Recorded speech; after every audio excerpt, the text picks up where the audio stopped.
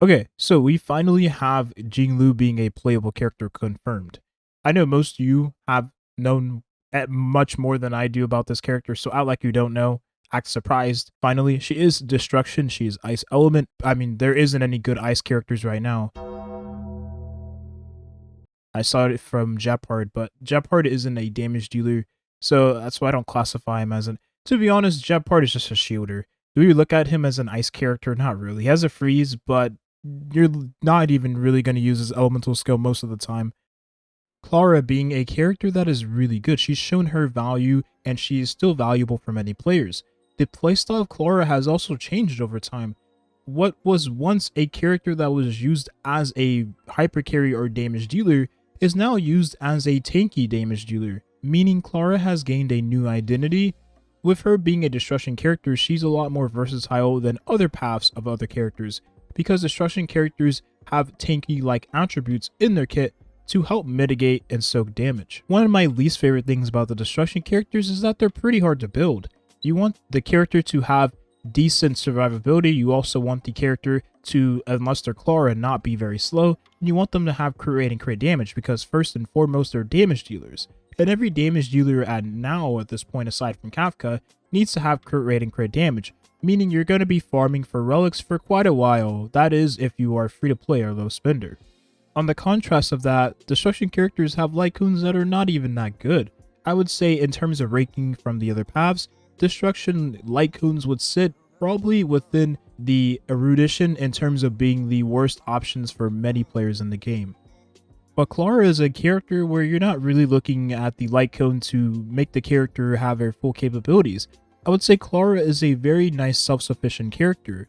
You need her to be hit by the enemy, have a higher taunt value in the team composition so that she takes hits from your allies, soaks up the damage, counterattacks, and deals massive damage back to the enemies. All of which she is the only character in the game that can currently do.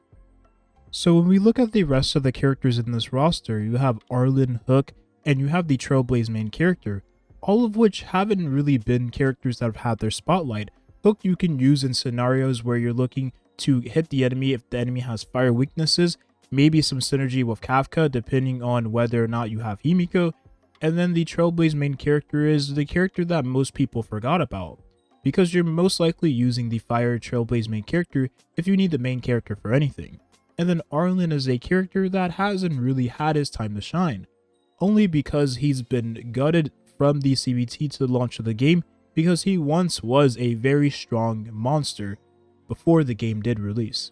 So the honest truth, Jingliu doesn't have that much competition currently, and that is only because we A, don't have very many destruction characters to rank most of the characters in the path off of, and B, we don't have any good of those characters aside from Clara.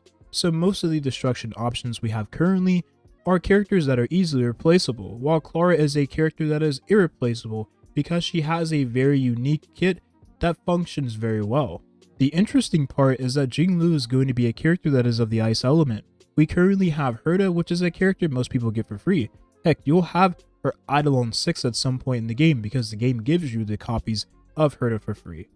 But Jingliu being a destruction ice character means she's probably going to foreshadow or take over the place of Herta, which is not saying a lot, but destruction characters normally have a little bit of AoE in their kits, all of which can make a character like Herta useless because, I mean, Herta isn't the best character in the game. But maybe these two characters have synergy with one another. Maybe if you're fighting an enemy that has the ice weakness, you can find yourself using both of these characters in the same party. But that sounds like a little bit of copium because there really isn't much synergy to be had with a erudition character like Herta and a destruction character like Jingliu. Then you have characters like Hook that have a very weird identity.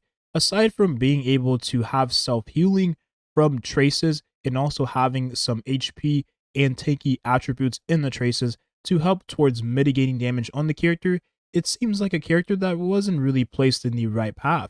And the reason why I say that is because Hook mostly does single target damage, all of which is achieved by characters in the path of the hunt, meaning Hook seems more like a hunt character than a destruction character.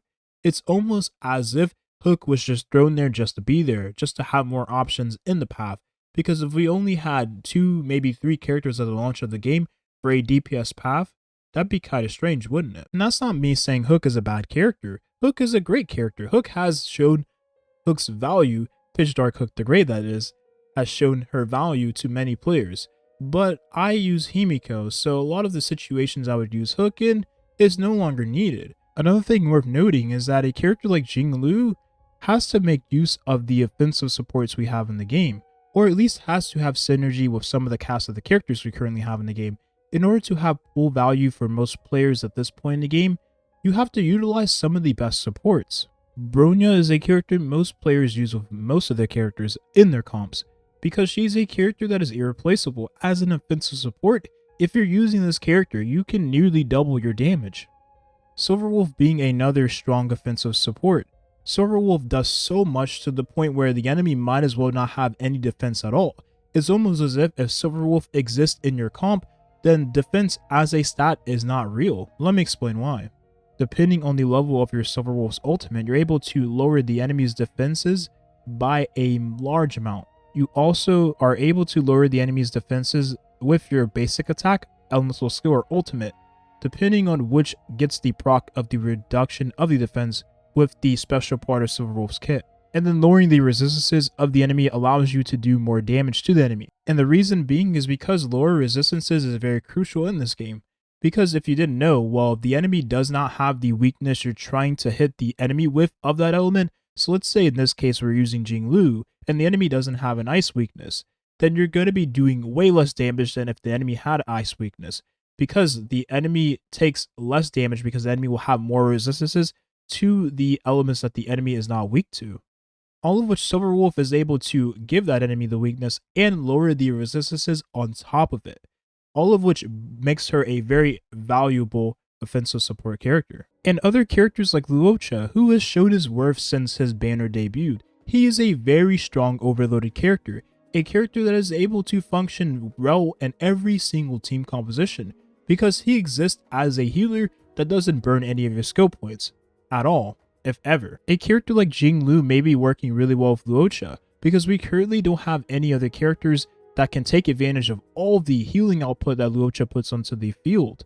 I think a character that is able to utilize that part of Luocha's kit is going to work really well with the character, making that character, Jingliu in this case, also a very valuable character. Blade's relic set allows the character to get more crit rate whenever he is hit, drains his own HP, or has the ally drain his HP. It sounds pretty weird if you think about it. So maybe there'll be a character in the future that is able to drain the HP of Blade. Maybe that character is Jingliu. Who knows? We'll have to wait and see what the character does. So there you have it. Jingliu is a character that doesn't really have much competition coming into Honkai Star Rail. The current destruction characters we have aside from Clara aren't really that usable.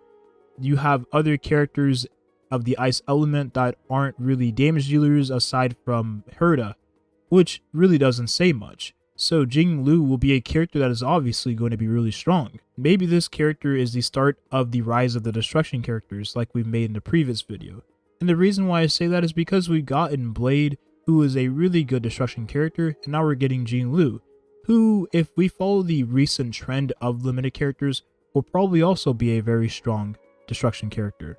Thank you for watching, and have a nice rest of your day. Peace.